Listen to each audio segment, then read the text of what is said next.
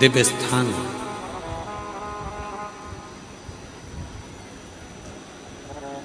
आप लोगों ने राजा बलि की कथा का तो स्मरण किया होगा।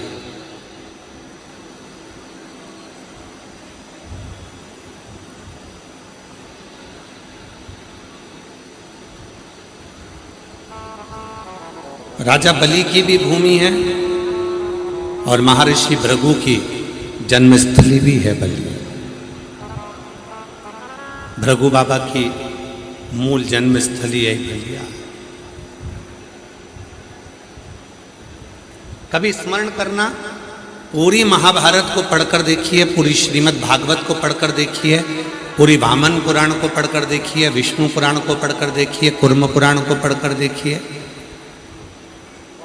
आप पूरी कथा में देखेंगे कि वामन भगवान का जो चरित्र है, राजा बलि के दरवाजे पर 3 भक्त भूमि मांगने के लिए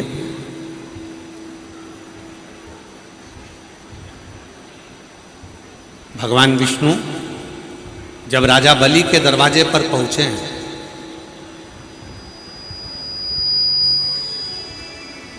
यही वो बलिया की भूमि है जहां स्वयं भगवान नारायण 84 अंगुष्ठ के बराबर अपने शरीर को धारण कर आए थे।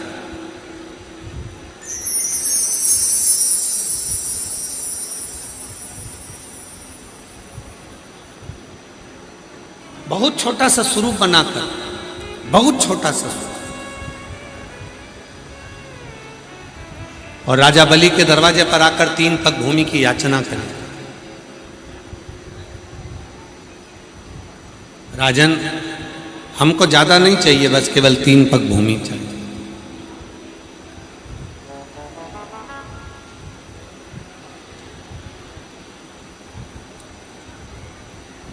आज भी राजा बलि के द्वारा बालू के शिवलिंग का जो पूजन करा गया था बालेश्वर महादेव के रूप में, आज भी बलिया में विराजमान, आज भी विराजमान।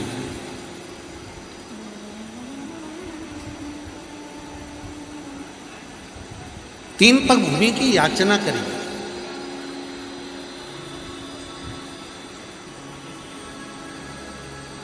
और 3 पग भूमि की याचना कर कर आवाज लगाई, राजन भिक्षाम दे।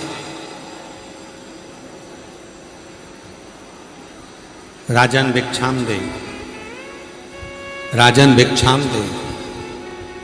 बाहर की बढ़ रही, अंदर की नहीं बढ़ रही। राजन भिक्षाम दे।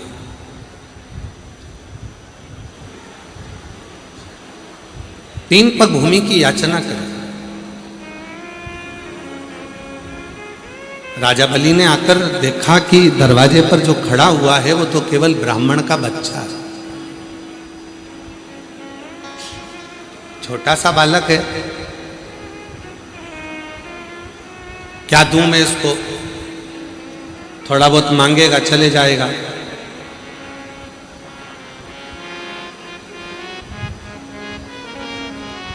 थोड़ा बहुत दिया जाएगा, उसमें संतुष्टि हो जाएगी और चले जाएगा।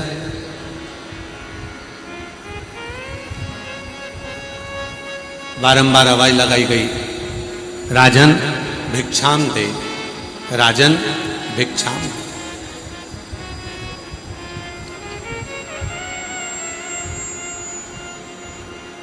केवल 3 पग भूमि, इससे ज्यादा और कुछ भी नहीं चाहिए।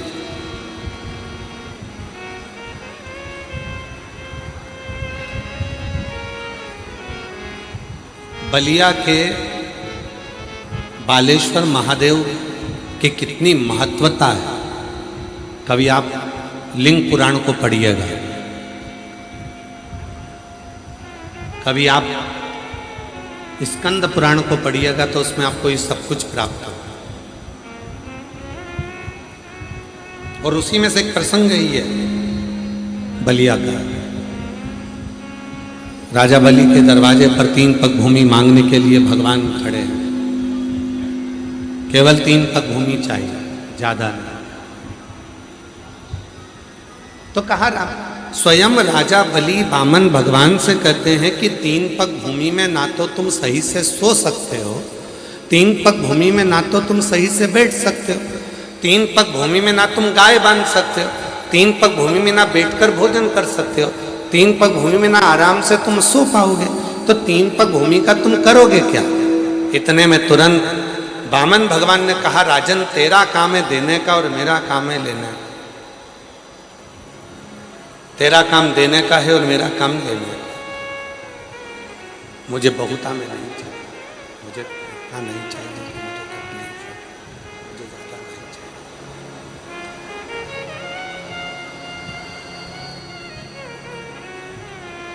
तब राजा बलि ने कहा कि महाराज आप तो इतने छोटे से हो, आपके कदम भी छोटे छोटे होंगे तो इतना आप ले ही नहीं पाओगे। एक काम करता हूं, मैं अपने पाँव से नाप कर आपको 3 पग भूमि दे देता हूं। वामन भगवान ने कहा, राजन अगर तेरे ही पाँव से नपवाना होता तो मैं यहाँ आता ही क्यों? मुझे मेरे पाँव से नापना है, इसलिए तू मुझे ये 3 पग भूमि दे दे। आखिरी में राजा बलि यज्ञशाला में पहुंचे, शुक्राचार्य जी का कमंडल लिया, जाने लगे। शुक्राचार्य बाबा ने पूछा कि तुम इस कमंडल को कहाँ लेकर जा रहे हो? इस कमंडल का करोगे क्या? कहाँ लेकर जा रहे हो इस कमंडल? तो कहा, महाराज दरवाजे पर ब्राह्मण का बच्चा आया है जिसको 3 पग भूमि का दान दे।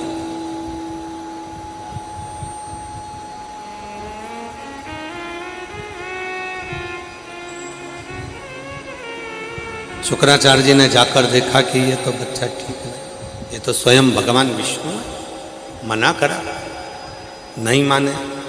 कमंडल के अंदर जाकर शुक्राचार्य जी बैठ गए। कमंडल के अंदर जाकर शुक्राचार्य जी बैठ, तीली उठाई, कमंडल की टोटी में दी, और कमंडल की टोटी में देते से शुक्राचार्य जी की ये कहा चली गई, उनकी ये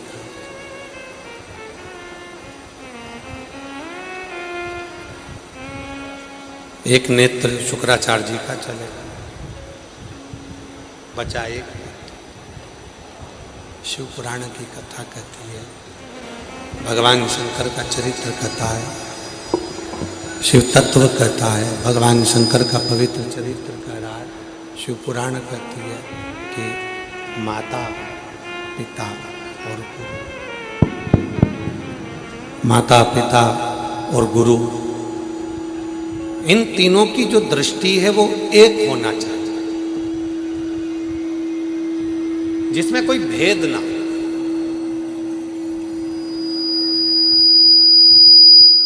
जहां पर दृष्टि का भेद होता है वहां पर सब कुछ नष्ट हो जाता है।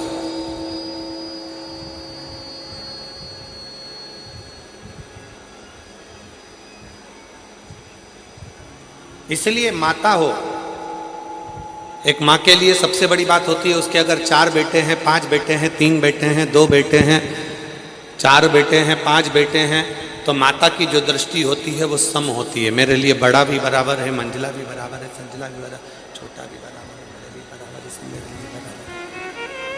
उसमें उनको समता का भाव होता है, सब समता। शंभु शंभु शंभु शंभु, उसमें उनको समता का भाव रहता है।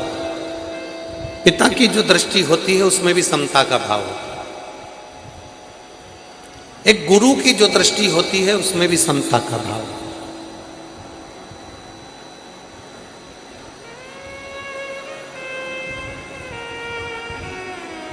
और जिसकी जिंदगी में, शिव महापुराण की कथा कहती है, भगवान शंकर का चरित्र कहता है, शिव तत्व कहता है, जिसकी जिंदगी में समता का भाव होता है वही अपने जीवन में श्रेष्ठता को प्राप्त कर कर वैभव को प्राप्त कर पाता है और संपदा को प्राप्त कर पाता है। जिसके अंदर समता का,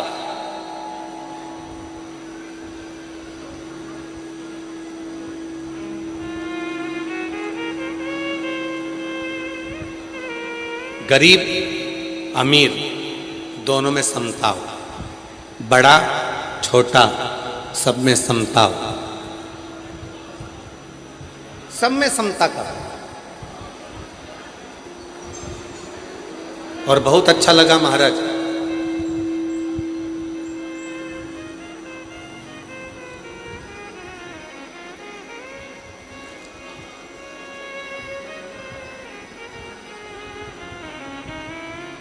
माननीय मंत्री जी को मैं इस चीज के लिए धन्यवाद देता हूं कि इस पूरी कथा में समता का भाव रखा गया।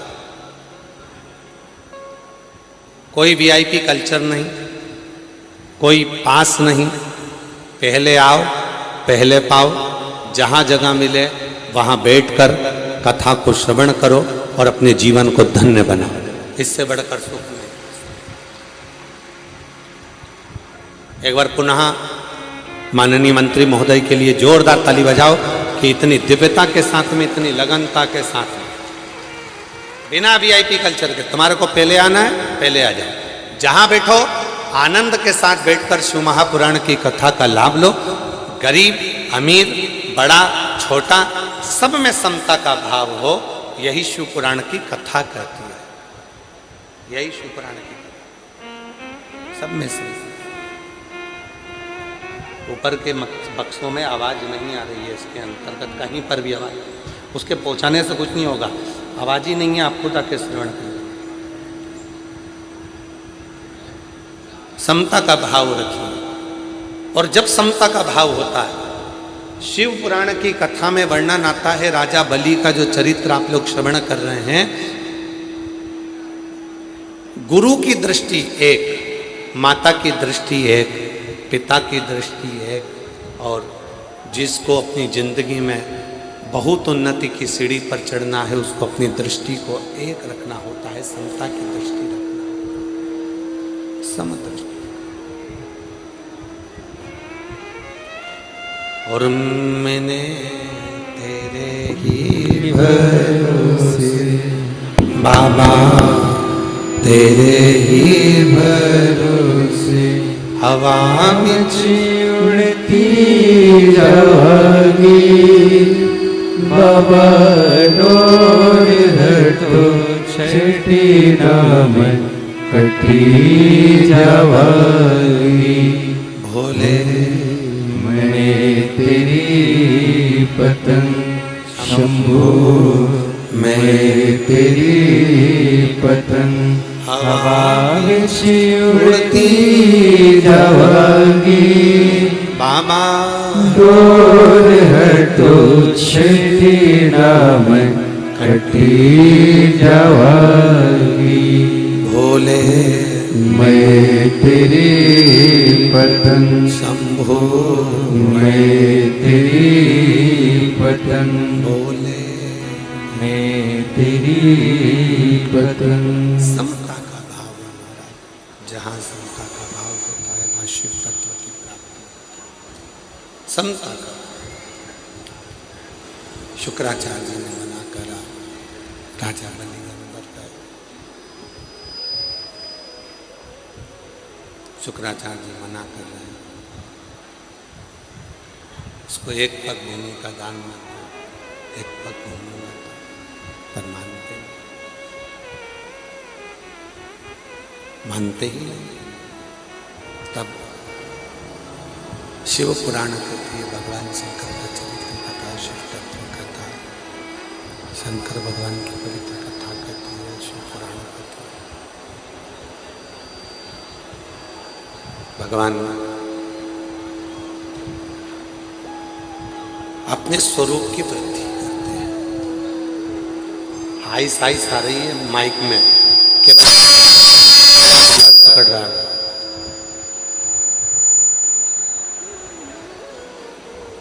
भगवान ने अपने स्वरूप की वृद्धि करी।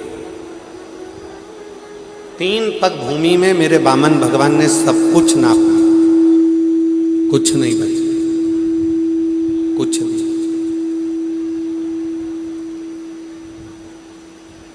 जब राजा बलि के पास में कुछ नहीं था, तब शुक्राचार्य जी ने राजा बलि से कहा, यदि संसार में वैभव को प्राप्त करना है, अपनी सत्ता को प्राप्त करना है, अपने पद को प्राप्त करना, अपनी प्रतिष्ठा को प्राप्त करना, अपने वैभव को प्राप्त करना, अपनी स्थिरता को प्राप्त करना, अपनी प्रतिष्ठा को प्राप्त करना, तो केवल एक भगवान शिव की भक्ति, भगवान शंकर की भक्ति।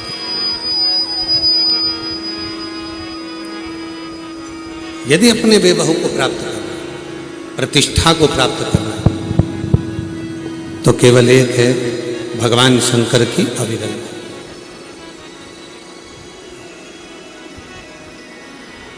राजा बलि ने अपने गुरुजी के कहने पर बालू रेत का शिवलिंग बनाया था।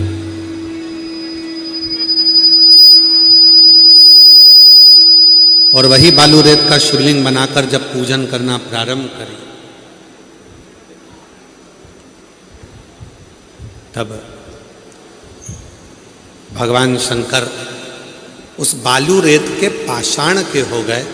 और आज भी वो शिवलिंग बलिया में विराजमान है, जिसको राजा बलि ने पूजन कर कर अपनी सत्ता को वापस पाया था। वो बलेश्वर महादेव के रूप में आज भी बलिया में विराज। बोल बालेश्वर महादेव की, बोल बम का नारा है। आवाज नहीं आई, कल्याण तुम्हारा।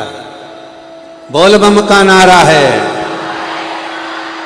सारी समस्या का हल श्री शिवाय।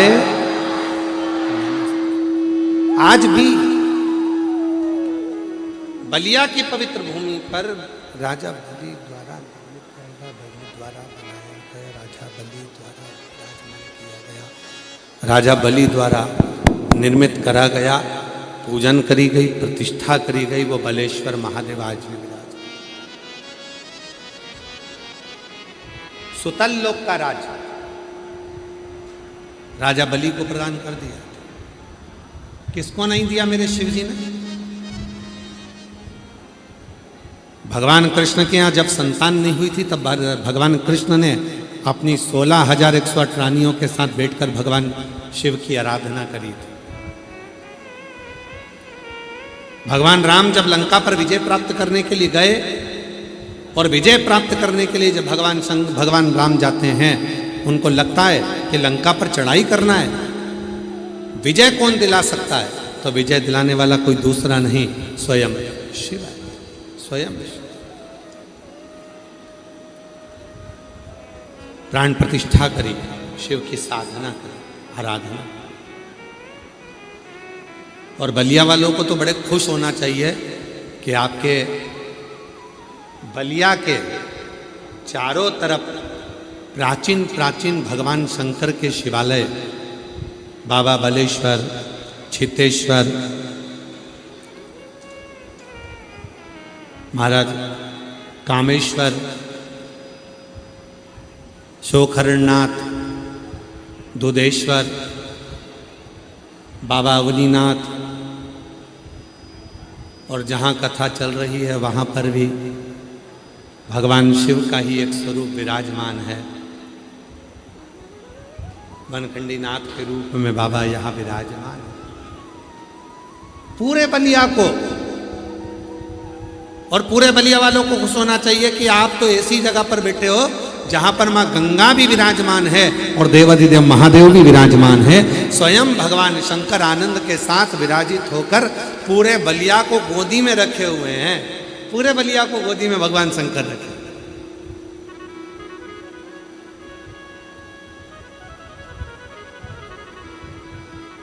इसीलिए शायद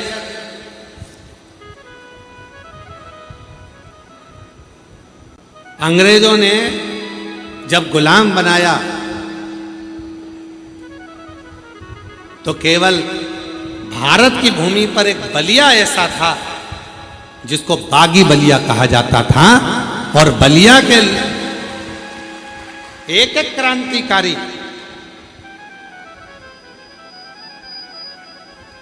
क्रांतिकारी बलिया के मंगल पांडे जी के साथ में बलिया का एक एक क्रांतिकारी। और देखो कितनी 19